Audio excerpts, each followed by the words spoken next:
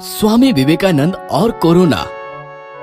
Corona की वजह से गट्टू चिंकी का स्कूल पिछले 11 महीनों से बंद था, लेकिन कोरोना का प्रभाव कम होता देखकर स्कूल शुरू करने का फैसला लिया गया। सारे क्लासरूम सैनिटाइज किए गए और टीचर्स को भी स्पेशल ट्रेनिंग दिया गया। इधर स्कूल खुलने की खबर सुनकर गट्टू चिंकी की पूरी सोसाइटी परेशान हो गई थी। पेरेंट्स बच्चों को लेकर चिंतित थे। गट्टू चिंकी के पापा, क्या आप कल बच्चों को स्कूल भेज रहे हो? हाँ, भेजना तो पड़ेगा क्योंकि ऑनलाइन क्लास में बच्चे ठीक से पढ़ नहीं पा रहे हैं। स्कूल जाकर ठीक से पढ़ तो पाएंगे? कोई फायदा नहीं होने वाला। इतने दिनों तक का गैप और एकदम से पढ़ाई लिखाई का प्रेशर बच्चे सह नहीं पाएंगे। इधर गट्टू चिंकी भी डरे हुए थे। वो स्कूल जाना नहीं चाहते थे।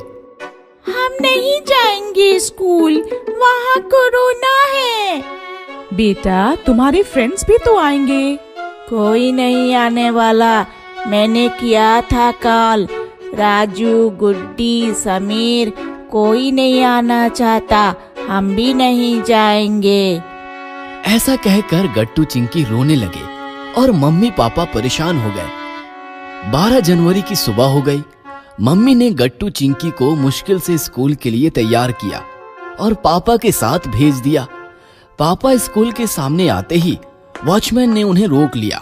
सर, पेरेंट्स कोरोना की वजह से अंदर अलाउड नहीं है। आप प्लीज जाइए और शाम को यहीं आकर वेट कीजिएगा। आपके बच्चे आप तक पहुंचा दिए जाएंगे।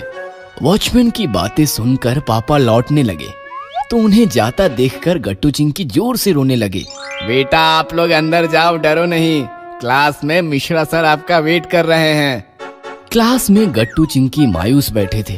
क्लास में अब वो पहली वाली बात नहीं रही थी। सारे बच्चे एक दूसरे से दूर बिठा दिए गए थे, जिसका परिणाम बच्चों के मूड पर हुआ था। मिश्रा सर पढ़ा रहे थे। पढ़ाते पढ़ाते वो अचानक रुक गए और दुखी मन से मायूस बच्चों को निहारने लगे। मैं जानता हूँ आप सब डरे हुए हो। ऐसे में पढ़ना ठीक नहीं। हम बातें करेंगे तो आपका दर्द हल्का हो जाएगा। गट्टू, बताओ क्या परेशानी है? सर, सब लोग कह रहे हैं कि अब स्कूल पहले जैसा नहीं रहेगा।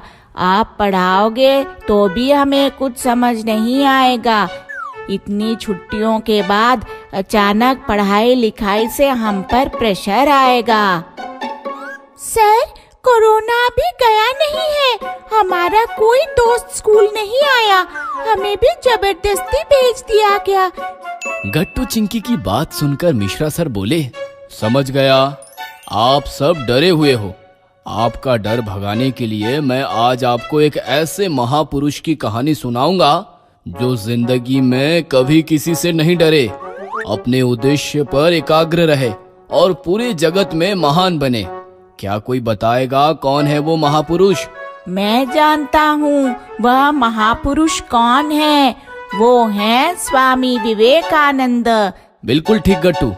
स्वामी विवेकानंद जी की कहानी और उनके विचार आज हमें ही नहीं बल्कि पूरे जगत को इस कोरोना की दलदल से बाहर आने की प्रेरणा दे सकते हैं।